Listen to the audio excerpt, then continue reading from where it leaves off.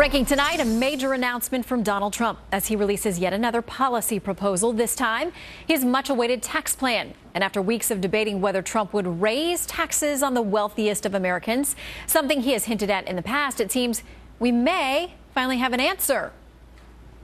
It will provide major tax relief for middle income and for most other Americans. There will be a major tax reduction. It'll simplify the tax code. It'll grow the American economy at a level that it hasn't seen for decades. Chief political correspondent Carl Cameron is live in Des Moines, Iowa with more. Hello, Carl. Hi, Shannon. Well, we now know Mr. Trump's plan to simplify the tax code consists of taking the current seven marginal income tax brackets, and cutting them down to just three. Currently, the highest tax bracket is 38%. It would drop to 25%. There'd be another lower bracket at 20% and then one at 10%. After that, it would go to zero. So anybody making $25,000 a year or less, effectively the working poor, would pay no taxes at all. A couple making $50,000 a year or less would pay nothing at all.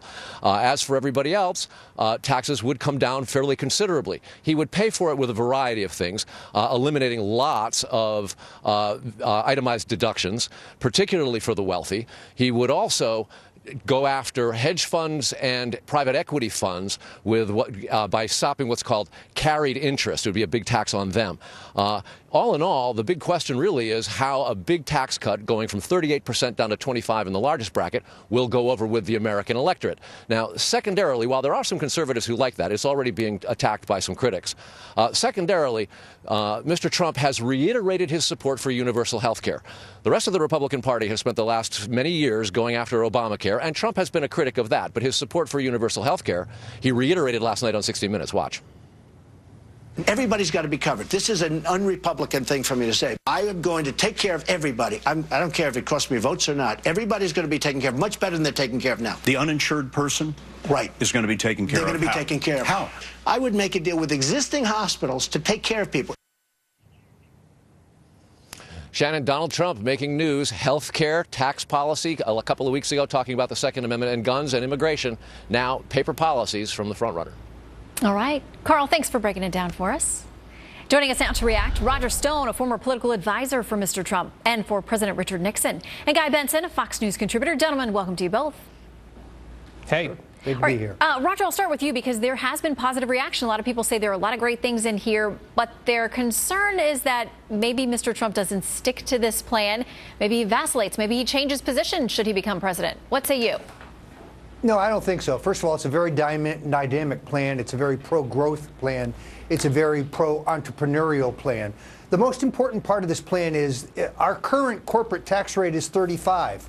China is 25. Under a President Trump, it would be 15. You want to bring jobs back from China? That's the single best way to do it. It's the most dynamic and important part of the plan, and I think it fulfills his commitment in terms of China.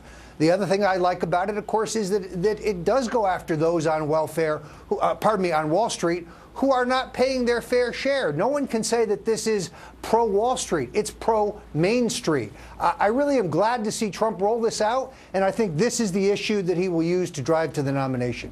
All right, and here's what he talked about a little bit earlier, because there have been questions about whether the wealthiest would get a break, whether they would be paying higher taxes. Here is what he said about how it would affect him just a little while ago.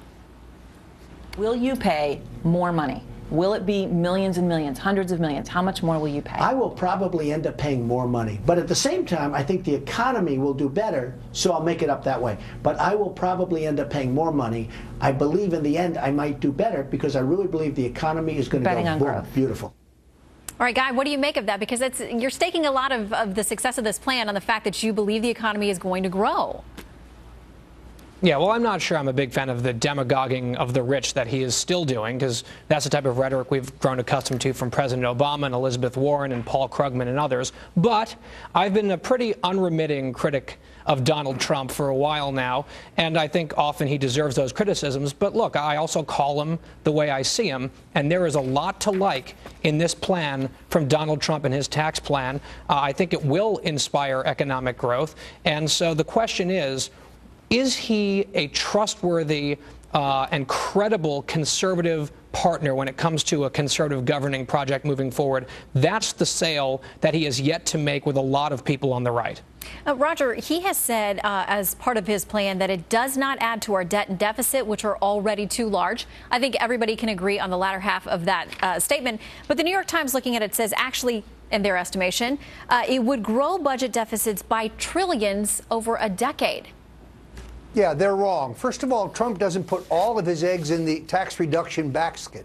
It's very pro-growth, but Trump is the only one who would have the freedom from special interests to really cut spending.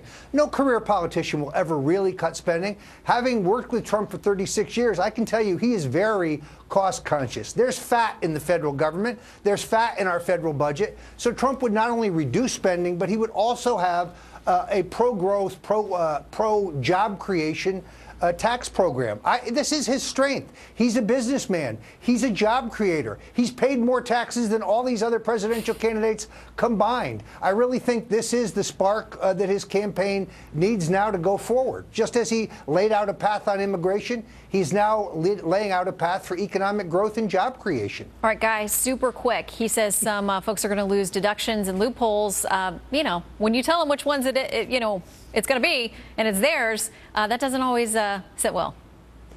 Well, look, he's a bit of a Donnie-come-lately to fiscal conservatism, so I think we have to wait and see how he would pay for some of these things. And when we talk about balancing budgets, I'm not sure how we accomplish that with his tax plan and then what we heard from Carl earlier, that health care plan, which is Obamacare on steroids, a bigger, more expensive universal plan paid for by the government, he said on 60 Minutes last night. I don't know how you reconcile these two initiatives that he's rolled out in the last 24 hours. All right, a lot of love on the right. The answer's really simple.